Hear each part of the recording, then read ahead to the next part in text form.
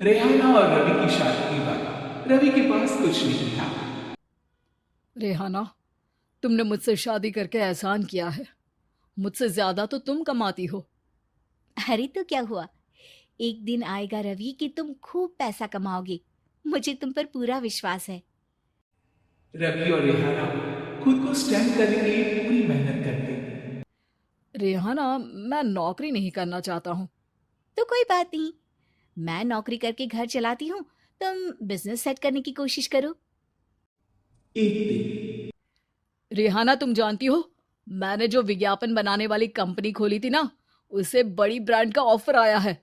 अब हम लोगों के दिन ब्यारे न्यारे हो गए हैं। मैं जानती थी रवि कि एक दिन तुम सेटल हो जाओगे।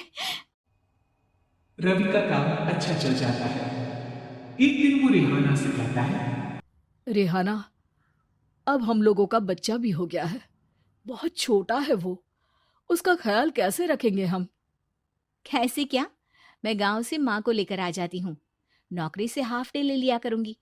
अभी तो वो छोटा है, स्कूल जाने तक मैं मैनेज कर लूंगी। देखो रेहाना, मैं अब अच्छा कमा रहा हूँ।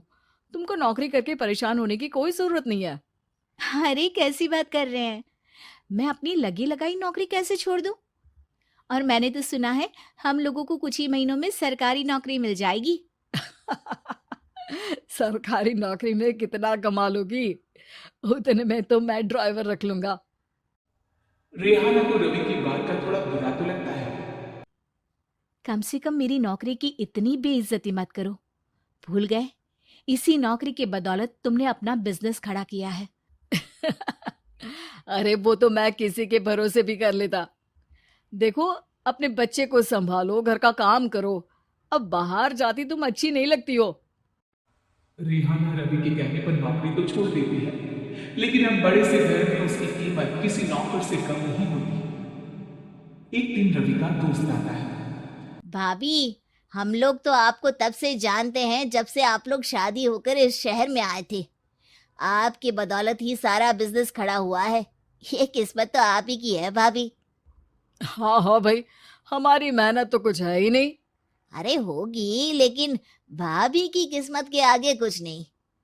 दोस्त वहां से चला जाता है, लेकिन रवि का गुस्सा सातवें आसमान में होता है। देखा कैसे बोल रहा था? अरे बिल्कुल अच्छा आदमी नहीं है ये। कैसी बात कर रहे हैं आप? प्रशांत भैया तो बहुत अच्छी इंसान है रवि। कैसे उन्होंने हमारे मुश्किल वक्त में हमारा साथ दिया था। अरे था पैसा तो साथ दिया, नहीं तो कौन पूछता है?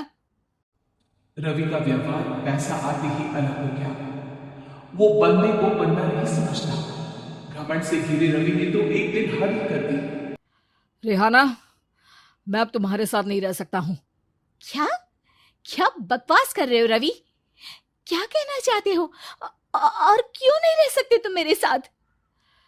देखो, मुझे कोई और पसंद है, और उसने साथ रहने पर बस यही शर्त रखी है कि मुझे तुम्हें तलाक देना होगा। रेहाना, जो कि एक स्वावलंबी महिला थी, उसने बिना देर किए रवि को कह दिया। कोई इश्यू नहीं। मुझे पैकिंग में 4 दिन का वक्त लगेगा, लेकिन तब तक मैं तुम्हारे साथ नहीं रहूंगी। 4 दिन के लिए तुम कहीं और शिफ्ट हो जाओ, मैं घर से निकलूंगी तो बता दूंगी। रवि घर छोड़कर चला जाता है।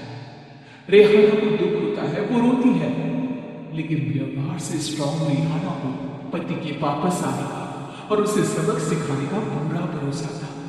फिर एक दिन अरे शुशिका, कब शादी करोगे तुम मुझसे?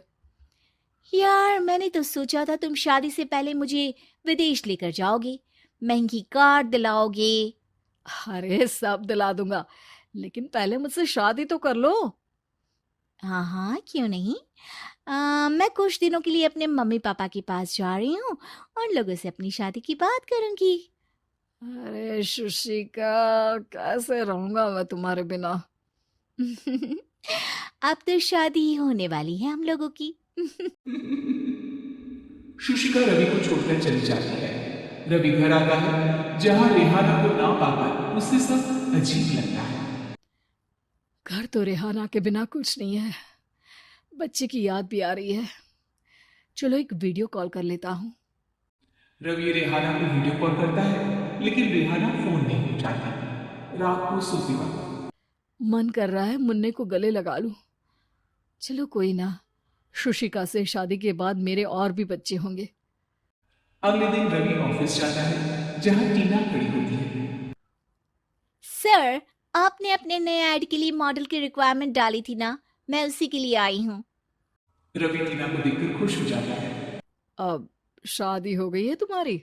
नहीं सर, बस अच्छा सा हैंडसम और अमीर लड़का देख रहे हैं मेरे मम्मी पापा।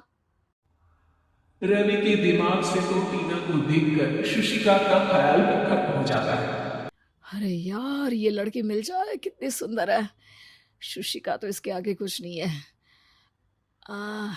अब क्या तुम्हें ऐसा नहीं लगता कि मुझसे मिलकर तुम्हारी ये खोज खत्म हो गई है? आप तो 2 बच्चों की पापा लग रहे हैं।